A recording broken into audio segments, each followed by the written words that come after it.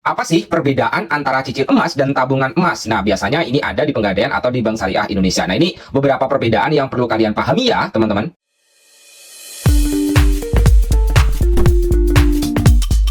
Video ini dipersembahkan oleh Radar Edukasi, berbagi wawasan menambah pengetahuan. Halo teman-teman Radar Edukasi, pada video kali ini kita akan membagikan terkait perbedaan antara cicil emas dan tabungan emas.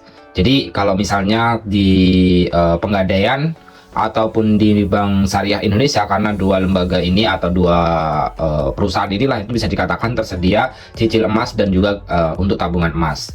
Secara perbedaannya, kalau misalnya teman-teman nih ya, kalau misalnya diklik di bagian investasi, kalian klik di sini ada emas nih. Nah, di emas, bagian emas ini, di sini nanti kalian itu berkeinginan untuk apa gitu. Misalnya ada investasi dan juga ada semuanya bagian investasi sih. Tapi yang pertama itu di tabungan, yang kedua itu baru di bagian selain tabungan adalah cicil emas.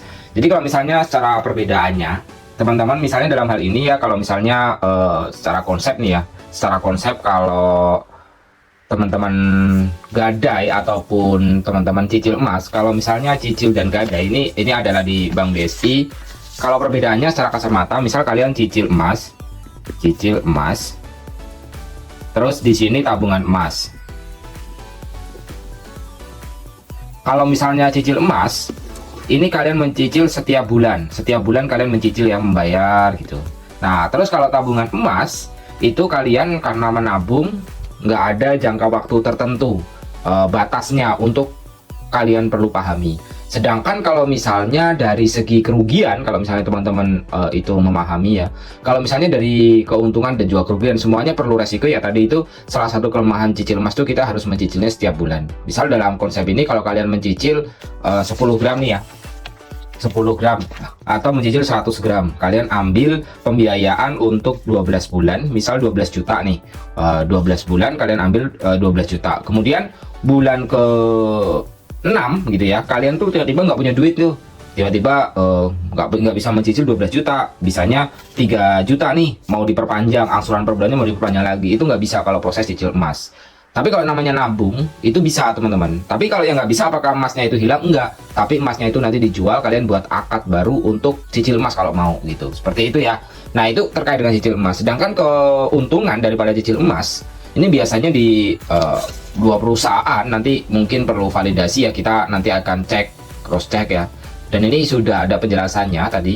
Dan kemungkinan kalau misalnya kita mau cicil emas nih, atau mau tabung emas. Kalau misalnya kalian mau nabung emas, itu harga jual itu dilakukan ketika harga emas tersebut. Kalau misalnya nih kalian cicil emas pada tahun 2022 misal gitu ya, harga emas kan masih di bawah kurang dari 1 juta.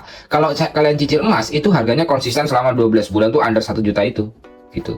Tapi kalau misalnya dalam hal ini kalian itu di bawah kalian melakukan tabung emas, kalian nyicil 2022 mulai nabung, terus mau beli 10 gram, target kalian 2024, maka harga emas itu mengikuti harga tahun 2024 atau 2025 nanti. Seperti itu terkait dengan perbedaan cicil atau emas. Ada kelebihan dan juga ada kekurangannya dari keduanya, yang sama-sama ini ada di Pegadaian Tabungan Emas atau di Bank Syariah Indonesia, yang keduanya ini lumayan banyak cabangnya dan banyak diminati teman-teman. Oke teman-teman, itu aja video yang bisa kita bagikan. Semoga saja melalui video ini bermanfaat bagi kalian semuanya.